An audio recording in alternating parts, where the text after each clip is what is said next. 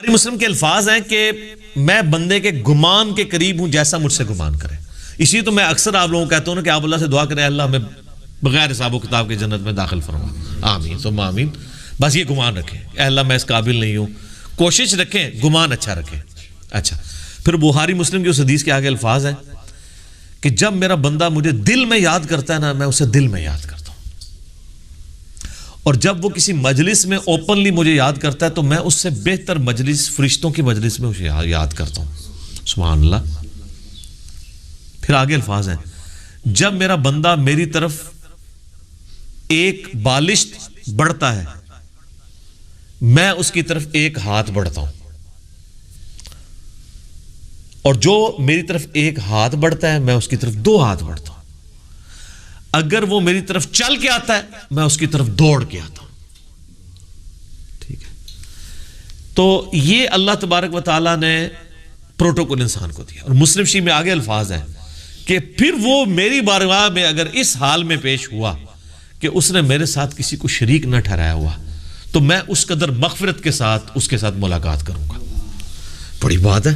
اور ترمذی میں الفاظ ہیں کہ اگر میرا بندہ زمین و آسمان گناہوں سے بھر دے, سر اس سے زیادہ کوئی نہیں کر سکتا نا گناہ, اور اس نے شرک نہ کیا ہوا نا تو میں اس کے ساتھ مغفرت کے ساتھ پیش آؤں گا.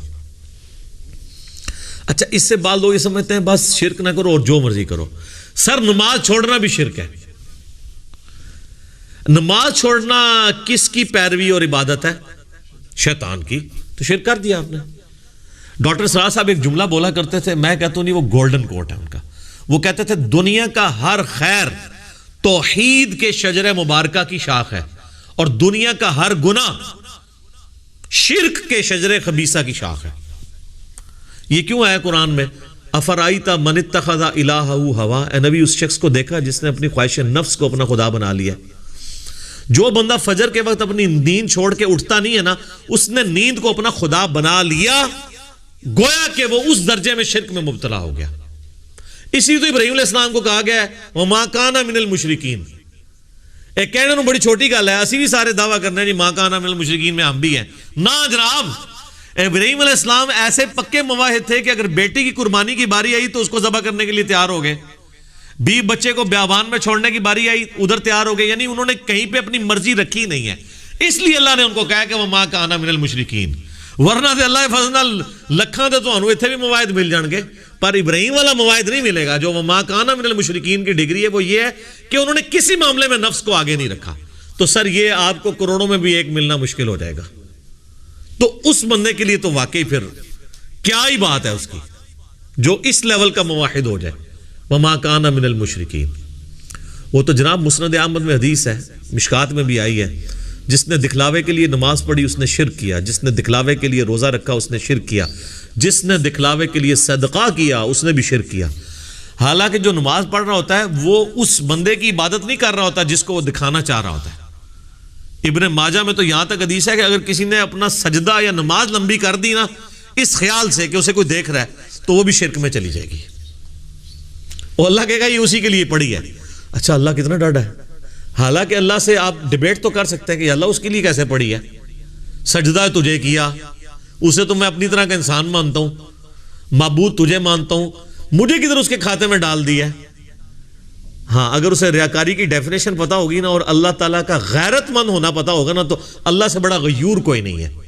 اللہ کہتا ہے جس نے ذرا سا کسی اور کی رضا شامل کی فارغ.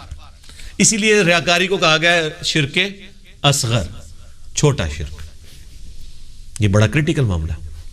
اچھا یہاں ذکر کے حوالے سے میں ایک اور چیز بھی بیان کر دوں. بخاری مسلم میں حدیث ہے کہ جب لوگ کہیں پر کسی ذکر کی مجلس میں جمع ہوتے ہیں نا تو اللہ تبارک و تعالیٰ اپنے فرشتوں کو بھیجتا ہے اور وہ اس مجلس کو ڈھانپ لیتے ہیں اپنے پروں سے اور آسمان تک ڈھانپ لیتے ہیں اور آسمان سے سکینت ان پر نازل ہوتی ہے. یہ اکثر یہ حدیثیں شیئر کروائی جاتی ہیں صوفیاء کی طرف سے نا, اور وہ کہتے ہیں دیکھیں جی یہ جو ہم اللہ کی ضربیں لگا رہے ہیں یہ تو بخاری مسلم میں ہے. جناب بخاری مسلم میں تو ذکر کہاں آیا ہے؟ یہ ذکر اللہ آپ نے کہاں سے نکال لیا اور آپ نے جو اپنی مجالس ہیں اس سے کیسے کمپیئر کی؟ بخاری مسلم سے ہی اس کی شرح بھی بیان کریں نا. تو مسلم شریف کی حدیث میں آتا ہے کہ جب کہیں پہ لوگ جمع ہوتے ہیں اور قرآن پڑھتے اور اس کی تعلیم ایک دوسرے کو دیتے ہیں تو ایسے ذکر کی مجلس کو اللہ تعالیٰ کے فرشتے ڈھانپ لیتے ہیں. قرآن کی تعلیم ہے اصل میں جو ذکر کی مجلس ہے. جو مسلم شریف میں حدیث ہے کہ جو علم دین حاصل کرنے کے راستے پہ چلا اللہ اسے جنت کے راستے پہ چلا دے گا. اسی تو میں کہتا ہوں جو درس قرآن سننے کے لیے یہاں پہ آتے ہیں وہ جنت کے راستے پہ آ رہے ہیں. تو یہ قرآن کی فضیلت ہے, یہ بابوں کے اذکار کی نہیں ہے. پھر وہ بڑی لمبی حدیث ہے بخاری مسلم میں کہ وہ فرشتے اللہ کے پاس جاتے ہیں, اللہ تعالیٰ کہتا ہے کہاں گئے تھے, تو کہتے ہیں ہم ایسی مجلس میں گئے تھے جہاں پہ لوگ تیرا ذکر کر رہے تھے. اللہ پوچھتا ہے, نبی علیہ السلام فرماتے ہیں حالانکہ اللہ کو جانتا ہوتا ہے پھر بھی پوچھتا ہے کہ وہ کیا کہتے تھے. یا اللہ وہ تیری جنت کا سوال کرتے تھے. بخاری مسلم کے الفاظ ہیں, اللہ تعالیٰ فرشتوں سے پوچھتا ہے کہ کیا انہوں نے میری جنت دیکھی ہے؟ کہتے ہیں نہیں اللہ. تو پھر بھی وہ مجھ سے جنت کا سوال کر رہے ہیں, یعنی بن دیکھے. ان الذین یخشون ربہم بالغیب لہم مغفرۃ واجر کبیر. اور کیا کہتے تھے؟ یا اللہ وہ کہہ رہے تھے ہمیں دوزخ کے عذاب سے بچا لے. اللہ کہتا دوزخ دیکھی ہے؟ اگر دیکھ لیتے تو, فرشتے کہتے ہیں اگر دیکھ لیتے تو اور تیرا پناہ تجھ سے پناہ طلب کرتے اس کے اگینسٹ, اور جنت اگر دیکھ لیتے تو اور زیادہ جنت کا سوال کرتے. تو اللہ تعالیٰ فرماتا ہے تم گواہ ہو جو میں نے سب کو بخش دیا. اللہ اکبر. تو فرشتے کہتے ہیں کہ یا اللہ ایک شخص ایسا بھی تھا جو وہاں سے صرف گزر رہا تھا,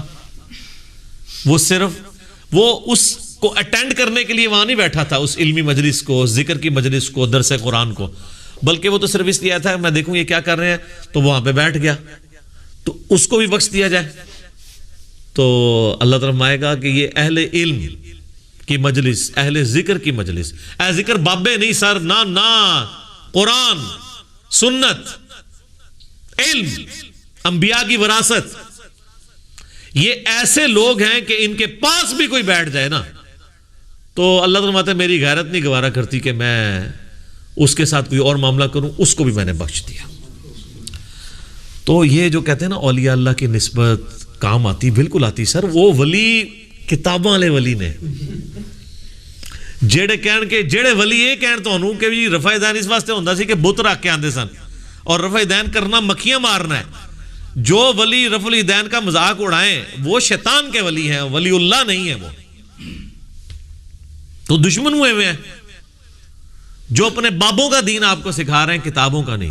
تو ہم تو صرف آپ سے ریکویسٹ کریں گے کہ مرنے سے پہلے اے مسلمان کر لے اس پہ غور. کتابوں کا خدا اور ہے, بابوں کا خدا اور.